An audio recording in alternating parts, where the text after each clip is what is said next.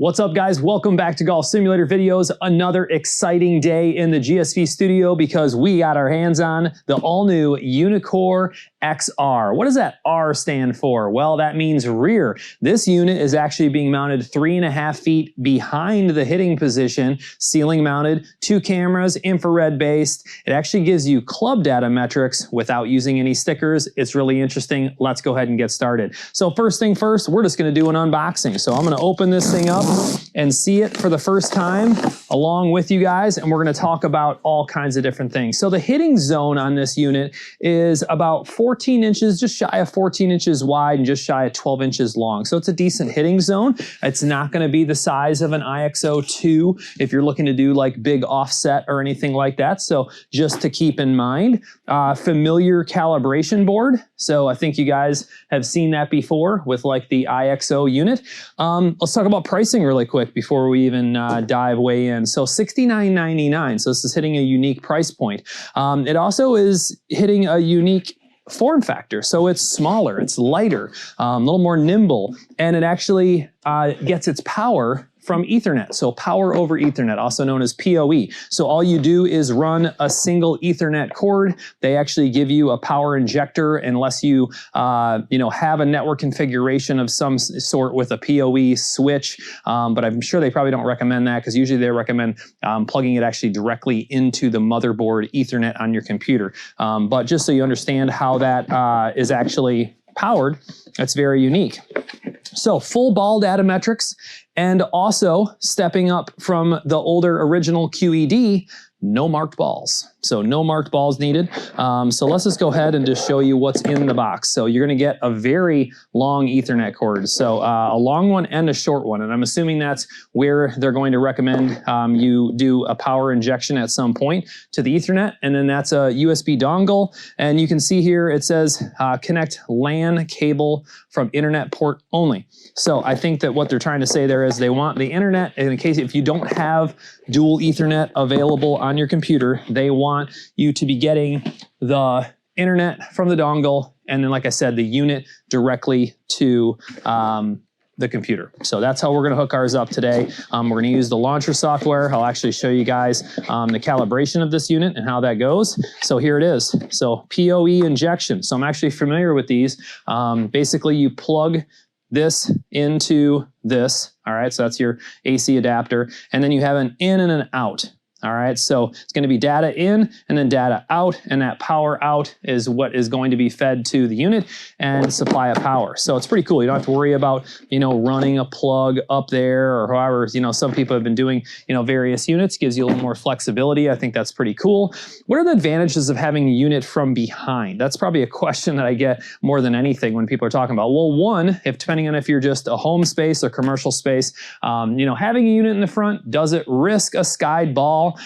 Technically, yes. I mean, the most common one I see from amateurs is probably a skied driver. So people going under the ball with driver pops straight up in the air and it risks hitting a unit. Now there are some protective cases being sold for various ceiling launch monitors. So that's something to consider if you're going at the ceiling, but there are other benefits to going to a rear launch monitor. So check this out. For a QR code for instructions, kind of cool. They just, scan that. You got your user manual and you're good to go. Very well packed in here. Kind of show you guys. It's just that hard foam packaging. So benefits of being from the rear though. So obviously it could be getting hit. I thought of some interesting ones. One, they have the ability to see that club in a different way, and that's giving them club speed and path with no stickers needed. And then I did notice in their notes, it's giving you face angle using an AI algorithm. It is calculated. So it doesn't sound like they're measuring face angle, at least at this point, but they seem very confident with it. And I messed around with it a little bit at the 2025 PGA show, and it seemed like it was very solid, but that's why we have a unit here to actually put to the test, and we'll show you guys in person. So I will tell you right away, the small form factor is for real. So when I'm putting this in my hands, I mean, I could just grab this with one hand. It's very light. So very cool to have a small form factor. You can see right here on the end, you have your Ethernet port. You have DC 5 volt, so it looks like you could actually potentially power the unit direct without Ethernet if you're just running normal Ethernet, but I don't think they supply you with that power cable. I could verify that from them. And then a power switch. Let's go around to the kind of top, and you can see there's a little screw there for loosening what appears to be this tilt mount. So this is an interesting mount that they have that I actually did not look at this from the PGA show. It's an adjustable mount. All right, probably depending on where you're mounting your unit height-wise. Let's talk about that really quick. So optimal 9 to, and I can actually probably take this off if I loosen this screw, do this kind of on the fly with you guys. So there's these 3 turn knobs. So there's 2 on the bottom, 1 on the top. You loosen those, and then once you do that, oh, you know what? You have to take them all the way out. I'll show you guys how this works really quick though, because I'm probably just gonna mount this exactly where the QED is. I'll take the QED down. So I'm taking all 3 of these off. Isn't that awesome? I'm just holding it in one hand. So there's the 3 screws. Put those down really quick. And then now I should be able to slide and then take this off. See that? So it actually has these knobs on the back. Totally different mount like I haven't seen. And I'll show you the mount really quick, and then I'll just show you a little more of the unit. But so check that out. So you're gonna mount this up on your ceiling using these holes, and then it's going to allow you to actually adjust the angle and tighten it. But it's 9 to 10 feet optimal range. You know what, I'll peel this back. I don't really like doing this because I don't want to scratch the unit while I'm installing it, but I just want to show you the camera. So 2 cameras and infrared. They have these nice plugs that go over and cover you know, the cameras. That way when you're handling it and everything, but at least I get to show it to you. And I'll show you the back as well. Just putting that plug back in there. There we go, perfect. And then protective plastic, very important to take that off once you're done installing the unit and take those plugs out. That plastic can actually cause interference to the infrared. So that pretty much covers it, other than I just have a serial number down here on the side, and that's it. So I tell you what, small form factor. Let's go real quick back to what I was talking about, optimal install height. So I'm basically optimal. So I'm a little under 10 feet here, and they're 9 to 10 feet. And the absolute optimal, they said, is 9.5. So you could either, if you were 10 feet, bring it down a little bit if you wanted to. I think you're gonna be just fine. They give you that 9 to 10 foot range. And if you had a 12-foot ceiling or a 14-foot ceiling, you could just use an extension pole or, you know, whatever type of secure mounting device you want to bring that down to that 9.5 foot level. Now, there are other things I thought of too. So if you have like a space, really tall ceiling, whatever it may be, it could be a normal ceiling, and you need to do an enclosure. So it's gonna be an enclosure, whether it be 5 feet deep, 10 feet deep, whatever you're looking to do and you're building an enclosure.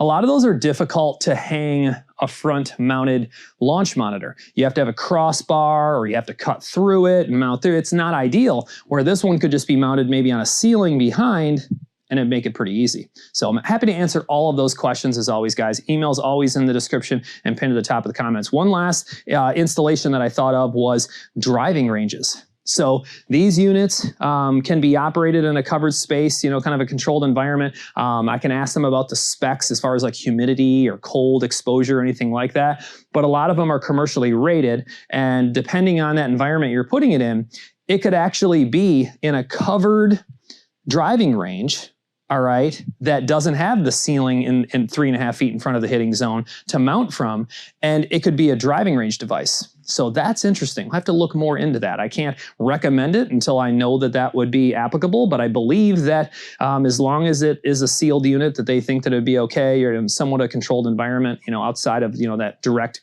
you know, water or whatever it may be, you know, if rain.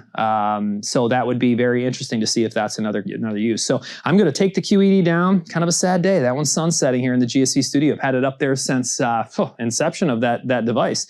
And we're mounting the UNEEKOR XR. Stand by. We'll get it up, and then we'll go through the calibration and show you the installation. We'll hit some shots, show you the software and the AI trainer.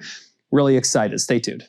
All right, you guys, I have the UNEEKOR XR mounted and basically took down that UNEEKOR QED, and it was really easy just to mount it in the same spot. I'll actually show you a picture of the installation. Just a few screws to mount that new bracket. And then what was nice is I do like how, you know, the unit is small form factor, it's lightweight, easy for one person to lift up there. But they do have, you know, new like intuitive, you know, kind of circle silver discs that I showed on the unit that just make it easy to click in place. And then you use those thumb screws, put those back in place. And then because I'm basically the ideal situation, 3.5 feet behind, you know, just under 10 feet, I just put the pins for the angle, you know, that bracket now has adjustable angle that I showed, in the third hole, which is the standard setting. All right, and I'm gonna show you right now using the UNEEKOR launcher software how to calibrate, install the unit. Then we're gonna go out and use the view software to kind of try to call out some shot shaping, what we would expect the results of the shot to be. And we'll probably even jump out to game day to do some quick chipping and putting just to see that. I did notice that they have a new course released with this latest full version of game day. You know, that's out of beta as well. So let's go ahead and go over here and get started. So you're in your UNEEKOR, you know, launcher software, you're gonna go to install. All right, you're gonna select your XR and you're gonna hit continue. And it's basically gonna give you a graphical representation, shows you safe hitting areas, you know, distances, shows you how the unit could be, you know, mounted 3.5 feet behind, all of that. So just kind of a verification thing. Hit continue. And this is an important step because as I mentioned it before, do not use the included USB Ethernet adapter for the XR's connection. Use that for internet. Use the XR connection directly to the onboard Ethernet. Okay, so it goes XR to that PoE injector to an onboard Ethernet port. All right, so just trying to verify that. That's one of those things people sometimes skip over. I'm gonna hit continue. When you hit start and everything's powered on and connected, it's going to automatically find your XR, just like that. All right, you're gonna go ahead and click continue. This is where you would put in your license keys to register your UNEEKOR account, and you actually can take my camera down to show you, you basically just hit activate. It's gonna reach out to the cloud, it's gonna activate those licenses, and you can hit continue. This is the next part that is important, but I'm telling you right now, if you just listen, it's easy. All right, so you're gonna take the included calibration board, and I'm going to remove a ball that I have down there and make sure I have no balls in the area at all. Now this is a quick, easy way to know you have this installed correctly. If you can't put that calibration board down inside your hitting area, basically that red zone is the area you are allowed to calibrate within, you've got an issue. All right, so you might want to adjust your unit, you know, something happened. But basically I'm gonna put this down, I'm gonna make sure that it's level, and I'm gonna make sure it's square to my target. I'm actually using my hitting mat that I line up with, all right, to be square. So it's an easy way to do that. And then once I calibrate, I'll show you how to kind of, it's a little tip I'll give you as far as your hitting area goes. But once that's placed, you know it's level and you know it's square, I'm gonna go ahead and click calibrate. You'll see it kind of does an auto exposure, locks into the board, and now I'm good to go. I can remove that calibration board, and I'm actually gonna give you a little tip. If you grab a golf club and line up to where you think you're gonna hit most shots from, middle irons, that way you have movement, just place a ball down and make sure that you're comfortable with that area. Now you can go over and click and drag this green square wherever you want it. I recommend putting it right in the middle, and now you're gonna give yourself an area in front, an area in back, and even off to the side if you wanted to give yourself extra room for driver. Once you're done with that, take my camera back down and show you that I'm just gonna hit apply. It's gonna say configuration completed, and you're gonna hit continue. All right, at that point in time, it is going to initialize the XR. All right, if you wait a second, you're gonna hear it actually have an audible sound. That means that it locked into the ball and it wants you to take a test shot. I'm actually gonna use an iron just because I have one sitting right here. And wait just a second. There it is. It's locked into the ball. Now, if you walk in front, in between the XR and the ball, you're gonna break that lock. So you might step over here and wonder what's going on. I'm actually gonna bring my camera back up. I apologize. So if you walk like I'm walking right now and block the ball, you're gonna break the lock. Think of just be mindful of that there if you're wondering why it did that. All right, so at this point in time, all you have to do, just take a little shot. It can be a little chip, I mean, you can shank the ball, it doesn't really matter. All you're doing is getting verification that you have ball launch, ball speed, and a good image, which we've got it all. It looks great. So I'm gonna hit continue, and at this point in time, you're all set. You can download software and start using the unit, all right? So I've already downloaded the software, so the first step is for us to try out View. I'm gonna go ahead and hit start on View, and then that's going to load up, and you will notice that inside the studio, I actually don't have my screens duplicated, so that projector is extended. I do that for game day because you basically have to have that separate monitor for game day, one for your controls and then the other for game play itself, but you can do the same thing for View. So I almost recommend at this point, you know, with game day and View running like this, you could just extend your screens. You can pop out a window inside of View. I'm gonna show you how that looks. Notice the new look. I mean, you know, I showed this at the PGA show, but this is the first time looking at it in the studio. It is definitely, you know, just a little more polished. I like that look. We're just gonna add an iron really quick. But the pop out in the bottom left, I've shown this in other videos. I'll show it to you guys again. See that little pop out down there, the bottom left? Hit that, and you can pop out, whether it be, you know, a front view, a side top view, numbers, whatever you want. You can pop out, you know, multiple ones if you want to. In this case, we're going to pop out that range, okay? So we're good to go. I think we can hit a shot, all right? So you'll notice in the upper right too, you do have a ready indicator. If you don't have the audible sound turned on, that's okay. You do have that audible, the visual indicator, or you could have the audible if you wanted to. All right, or you can just look up your unit and see it's locked in. And then what basically want to do is just take this 8-iron and just hit kind of like what is a standard shot for me. Usually a little draw. A little more of a draw than I'd like, not getting the club quite left the way I wanted to, but I'll take it. I mean, it was a tad heavy. We'll hit one more.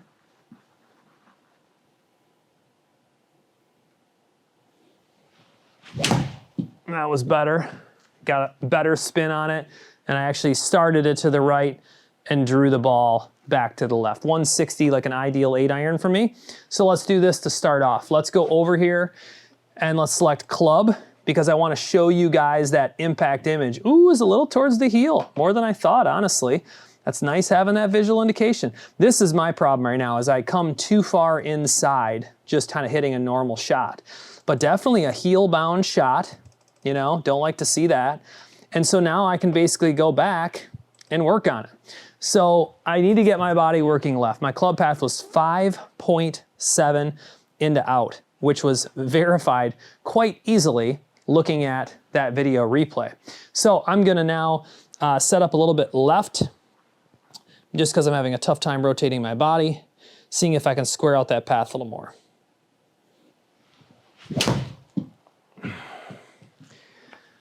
Path was only 1.2, so not bad at all. I clipped it quite well, a tad thin, but I got better spin on the ball. I didn't have a bunch of curve on the ball.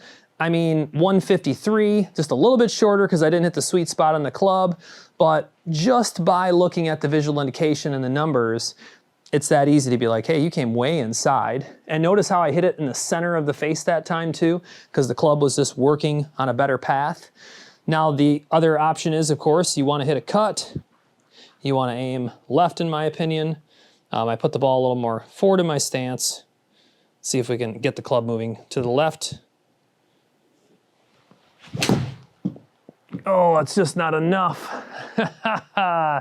I got it moving to the left and didn't hold the face off. Now, this would be a good indication that you can, it's called a double cross. So when you come over here and you see the club going left, but at impact, it's actually closed. So see how it's closed instead of being a little bit open?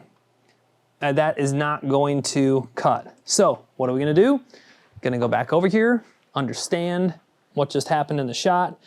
I'm actually gonna just try to weaken my grip just a tiny bit, just because that's what happens a lot of times. I get, you know, the adrenaline going from the install and everything, and I just don't hold it off. So that ball is now working to the right. I unfortunately didn't get confident enough and move it far enough left.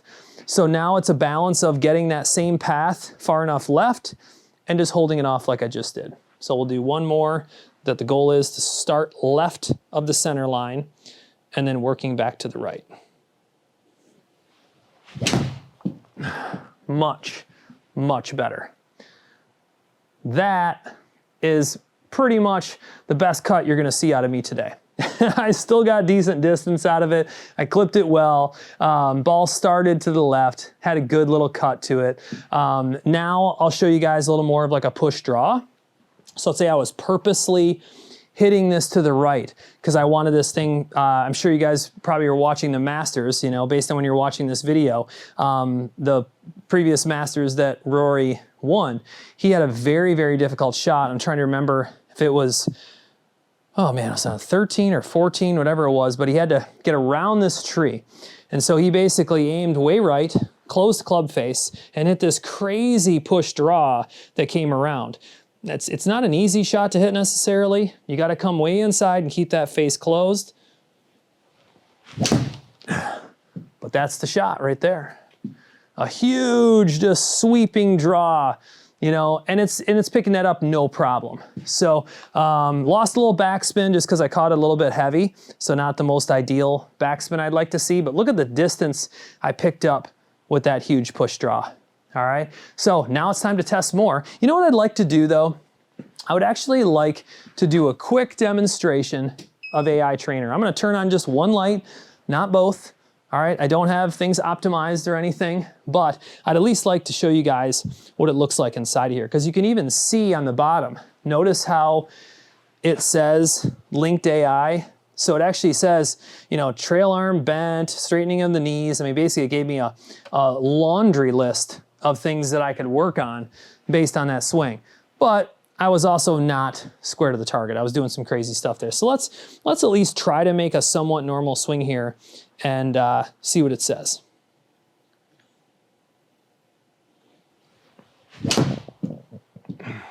So that little draw that I'm kind of used to seeing, just like I told you guys. Now I'm interested in what it thinks of that swing. That's kind of a normal swing for me right now, right? So I'm gonna go over here. I'm gonna go to AI Trainer tab. It's gonna analyze. And you'll notice, I definitely could adjust my cameras maybe a little bit to be brighter for you guys, but this is ideal for shutter speed. That's why it's there. But here's what's wild. I didn't draw any of those lines, all right? This is all AI Trainer. And it's giving me you know, different things to work on. So at takeaway, my club path is inside. I know that's a problem. That's why, you know, I really, really need to work on pushing the club out further and not taking it in. And then of course, you know, turning my hips and firing. But that's the golf swing I'm working with today. So it's only 76 out of 100, unfortunately, but it's really cool that it just comes in here and just boom, just gives you all that. Now you can actually go into a step mode and look at all of this, you know, through address, through takeaway, at the top, I mean, all the way through. It's really, really powerful stuff. They put a scroll bar, I believe, at the bottom, so you can scroll all the way over to downswing, impact, follow through, finish, and I have some good green check marks in there. I'm doing some decent stuff. But you can just tell that I've got some things to work on, and AI Trainer is gonna help you get there, guys. I'm telling you, it's really cool. Work with your coach on this. It just has some really neat things. So that's enough. I'll do a full breakdown of AI Trainer. I just wanted to show you guys some quick shot shaping.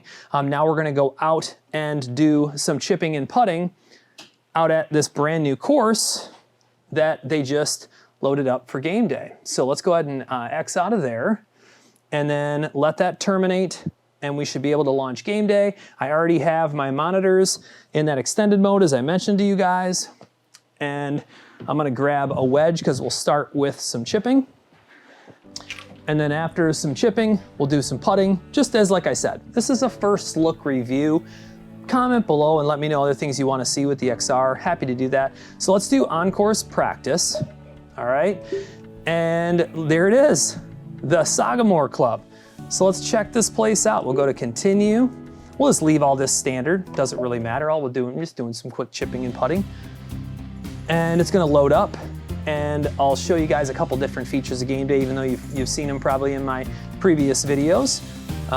It's gonna take you out to the first tee, and at that point in time, you can either play the hole if you want to, or you can actually go in here to shot repeat, as you see, or hole repeat. All right, so you have the option. And I'm gonna kind of go back and forth showing you guys the different things. I mean, I could show technically both screens by making this bigger. I don't think that's necessary. I think I'd rather kind of just go to the main screen while I hit a shot, then we go back to the data. But what I'm gonna do is see this ball up here? I'm gonna grab that ball, and we are going to move the ball green side. So a short little chip, because these are the ones that I feel like you wanna make sure the unit's gonna read. And so we're actually going to now take, let's see here, that screen down so you can see the chip. Perfect. And what is this? This is 15 yards. So just a little chip, probably only trying to get it to land maybe at 30 feet and let it roll to the cup, not even. That probably wasn't enough though. What was that? Oh my gosh. I want to talk about not being in the groove. That was terrible. Okay, let's fix that. That was, oh, you know what? I didn't put on shot repeat. I apologize, guys. I even told you to put on shot repeat, but what I wanted to do is I wanted to move the ball first. So let's go back to that shot. There we go. Now put on shot repeat. I apologize for that. It's really cool how you can play out a hole, but we wanted to actually do some repeat chipping just to show you some different things. So, how about that? Much better. Hole it. Oh, it would have been such a great recovery. I mean, you gotta understand when you're going through a video like this and you're doing all kinds of talking and trying to navigate around. I mean, there's some bad golf swings that get mixed in. There really are. So that was kind of a normal chip. Now what happens if you try to do like a bump and run right here? Real low. Look at that run out, it's perfect. Ooh, I like that play. I clipped it nice, so I got a little bit of backspin. That was in the gimme zone, that was great. So now, let's say that you are someone who likes to lift the ball up, and you're gonna kind of come across it and get it to go up and land. So I gotta get a little more oomph on this. Wasn't the best contact, I'll be honest. But you saw the ball launch up and it's still gonna be in the gimme zone. I kind of got away with it. Now I'll try to bring it up even higher. Come on, let's see. Nice and high. Whew, too much though, too much. So I got it to go up nice. I got launch angle was 24. It's just too much. I got to really go under the ball on that if I want to play that shot. I mean, from only 15 yards, kind of a difficult shot to do. We could probably put it in the rough and it would be a little more of a better play, but we'll try to do it one more time. You know, I would probably turn that camera angle off, and I don't think I can do it inside of here, but there is a setting where I think you can actually change it to only stay the view behind the golfer, and it won't follow like in a, you know, tour mode or whatever you want to call it, where it kind of like, it's like action mode, I think is what they call it. So that's probably something I would turn off, just because when you're practicing, you want to see it roll out. But let's just try to do one more of those. I'll try not to get so aggressive with it. Oh, look at that one.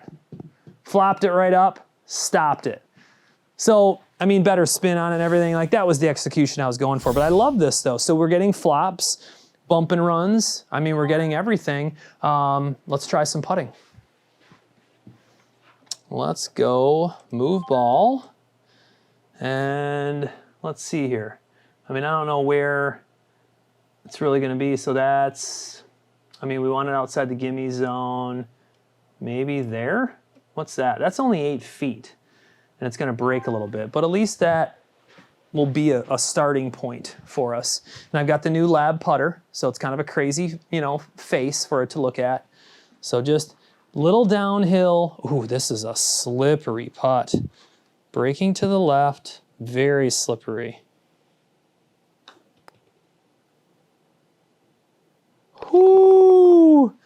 That was like perfect touch. Perfect touch.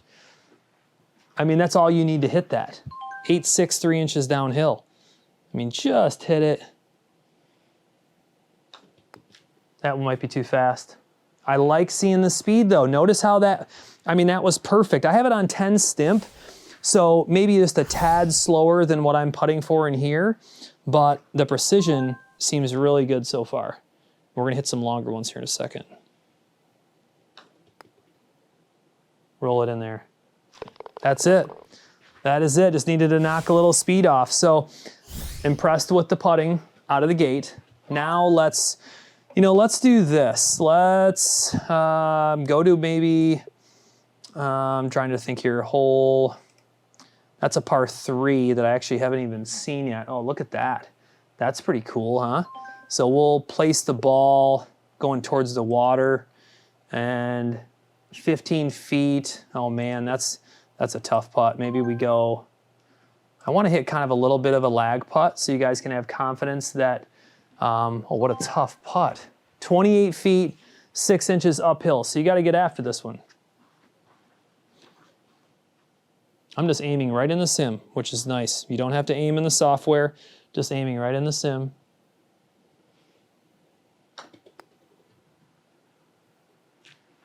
Oh, I thought that was it. I thought that was it. A 30-foot putt right out of the gate. But I feel like speed was good.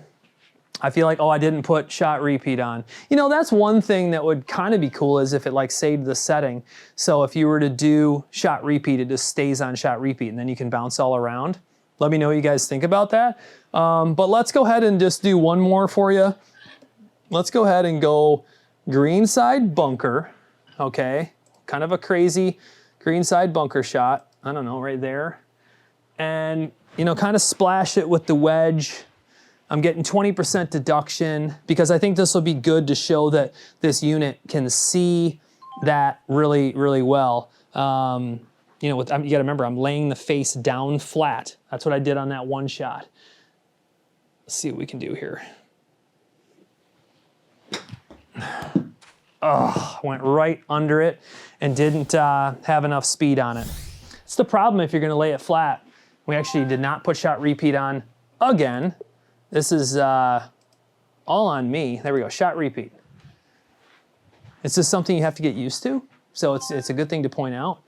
All right, instead of going under the ball, I'm just gonna generate more speed. Come on, get down. Oh, okay, a little bit too much power. But club was flat on the ground, and I got the reaction that I would expect. So, just gonna let off a little bit of power, find the balance. I mean, 20%, I should have really done the math. That first one, I went right under the ball. How's that? Is that a good balance? Oh, it landed in the gimme zone. It was close. I'm getting there. This is a great opportunity, you know, for you guys to go out on the course.